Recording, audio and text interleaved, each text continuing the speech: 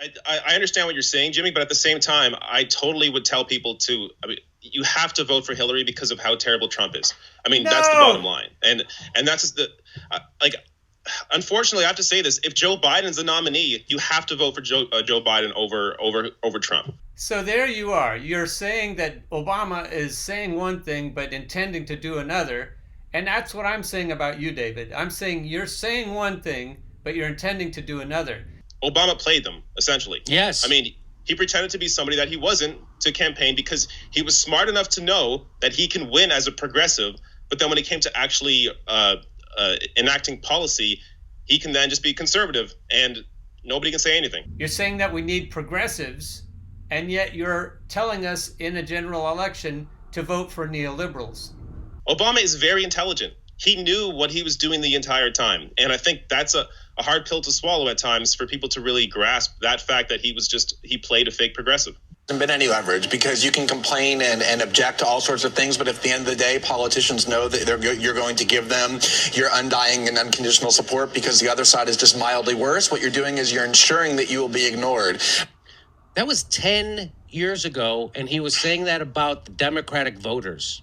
If you pledge your vote to a politician, what you're doing is you're guaranteeing that you'll be ignored. And that's what I was saying in the run-up to the 2016 election when everybody I worked with at the Young Turks and everybody in the world was pledging their support to Hillary Clinton. And I'm like, no, now is when you have to make her come get your vote because after the election, it's too late.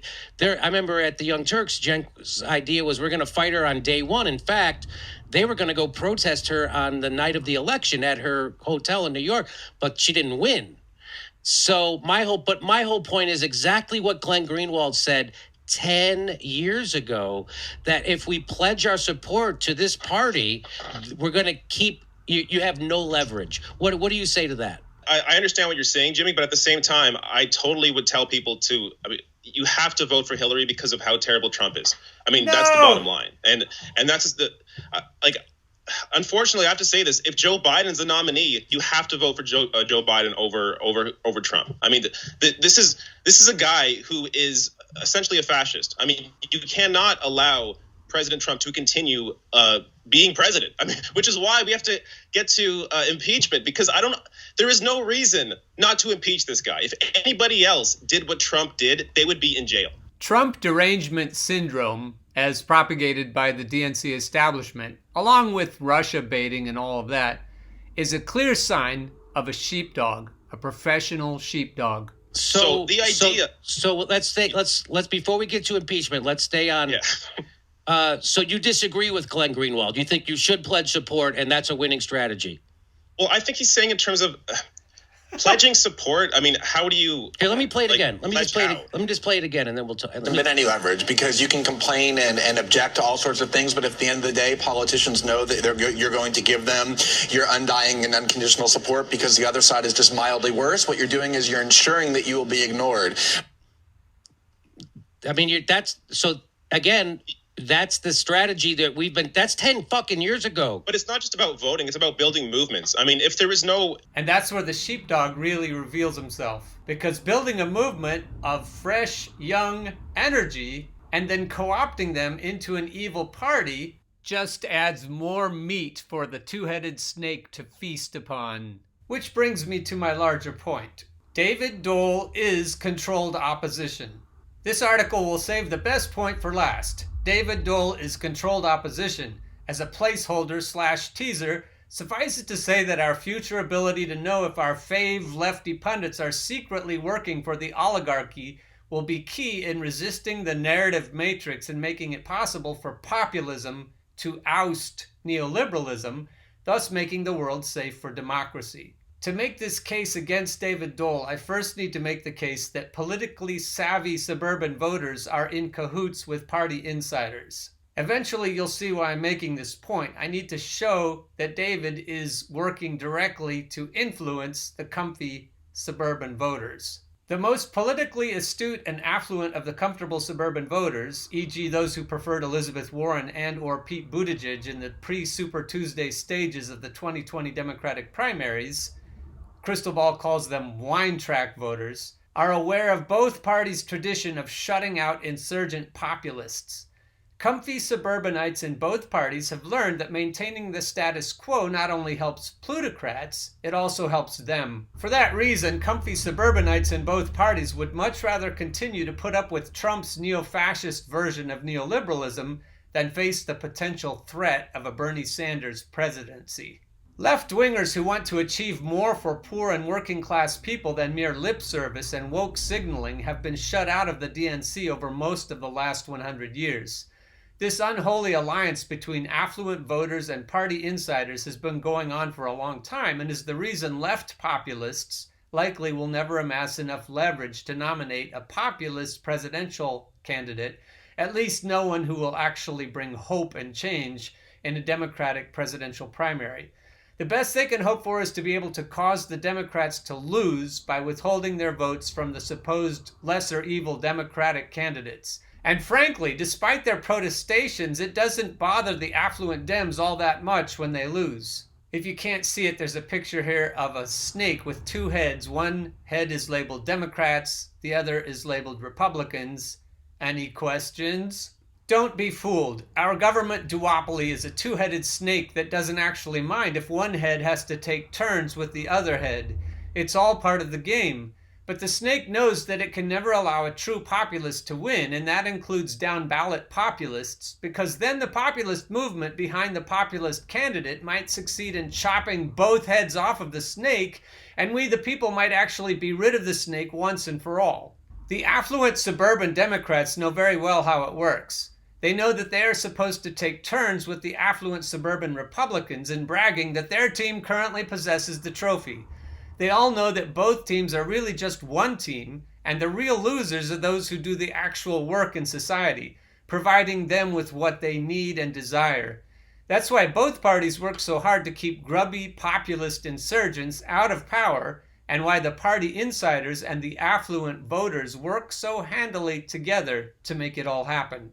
Here's where we bring in political pundits like David Doel. Political pundits know how to maintain their gig flow. Political pundits, including those who talk a good left-wing game, also know how the game works. They know that they all are working for the same team, and they know that their gig flow will continue unabated as long as one or the other of the two corporatists' heads of the snake are in power. As long as nobody kills the snake, the pundits always will have something to talk about, and the snake itself will make sure that they always get paid.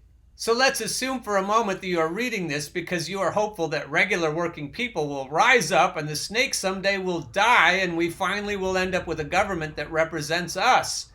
The only way this can possibly happen is if regular people are allowed to receive news and information from somewhere other than the punditry who are being paid, either secretly or overtly, by the snake. Political pundits have an immensely powerful role in shaping how comfy voters in both parties view the world and how politics should shape that world. And comfy voters are the ones who vote, at least in primaries, thus shaping how things work for those lower down the socioeconomic ladder.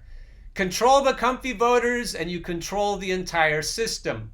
Therefore, if you want to kill the snake, you will need to figure out how to reshape the way comfy voters view politics. But it is difficult to determine if even the supposedly independent commentators are the real deal. Without paying attention to all of the clues, with occasional WikiLeaks help, we won't know if lefty pundits are legit or if they merely are playing a bait and switch game with us to prevent populism from getting close to power.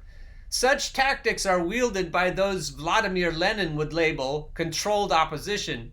Lenin famously said, "The best way to control the opposition is to lead it ourselves." And these stealthy players in the game can be fiendishly difficult to detect. Keaton Weiss, who is an independent commentator not employed by the two-headed snake, describes the type of controlled opposition tactics secretly employed by bad guys to sterilize the opposition movements they purportedly lead by tempering the convictions of its members.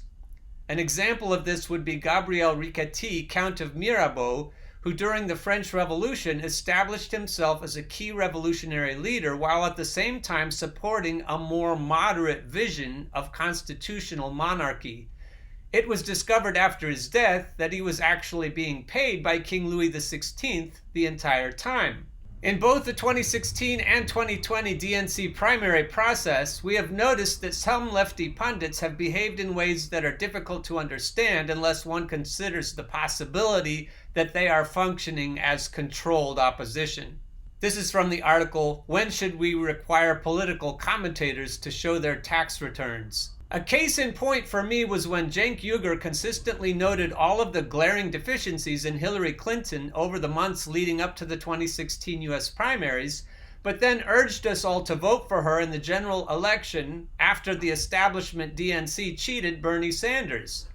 As a progressive, I could see that his arguments previously had lined up with reasons that other progressives had put forward to show that Clinton's values, stances, and behaviors were not progressive, and thus not worthy of support.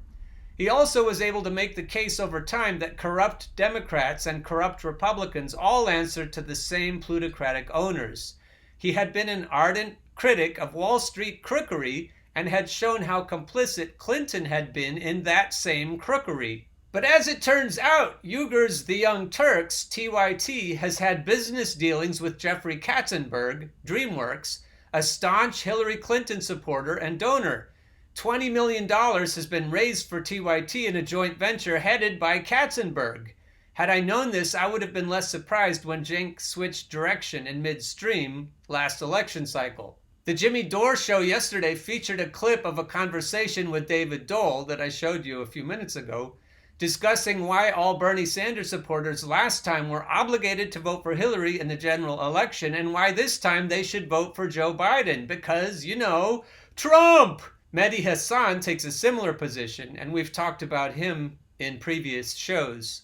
Jimmy Dore, Crystal Ball, and Kyle Kulinski all have chosen not to pledge to vote for Biden in the general election. Jimmy may vote green, Crystal may leave the president line blank, and Kyle may choose not to vote at all. But these are mere musings at this point. They have taken a great deal of heat on social media because of these positions, but I commend them for their courage because it makes it easier for the rest of us to decide what to do ourselves and to decide who is least likely to be getting paid under the table by the two-headed snake. All three of them agreed that pledging up front to vote for the anointed, not democratically chosen, neoliberal candidate robs the entire progressive movement of any real leverage going forward and consigns not only U.S. workers to continued abuse, but also harms innocent people worldwide. And yes, I am saying that there can be no principled argument for voting for or endorsing neoliberal candidates, whether or not they are racist rapists. Neoliberalism is exploitative and thus patently evil. Voting for or endorsing evil can only be done by evil people. If we pledge our support to this party, we're going to keep, you have no leverage. What do you say to that? You have to vote for Hillary because of how terrible Trump is. I mean, that's the bottom line. And that's just unfortunately, I have to say this. If Joe Biden's the nominee, you have to vote for Joe Biden over Trump. That makes no sense. That is fucking evil. You can't say that unless the snake is paying you.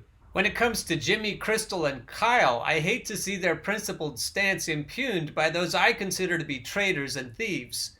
The very last thing I want to see is all of the youthful enthusiasm of Bernie's base again get shepherded, sheepdogged, into the evil DNC party, where pragmatically getting things done means that you have, for all intents and purposes, joined the snake team. If progressives continue to succumb to lesser evilism, the game always will be rigged against populist insurgents, while faux populists, such as Donald Trump, will be the inevitable result of the last 40-plus years of neoliberalism that gives regular working-class people no true populist insurgents to rescue them from the swamp creatures of both parties. Honoré Gabriel Riquetti. When one meddles with the direction of a revolution, the problem is not how to make it go, but how to keep it under control.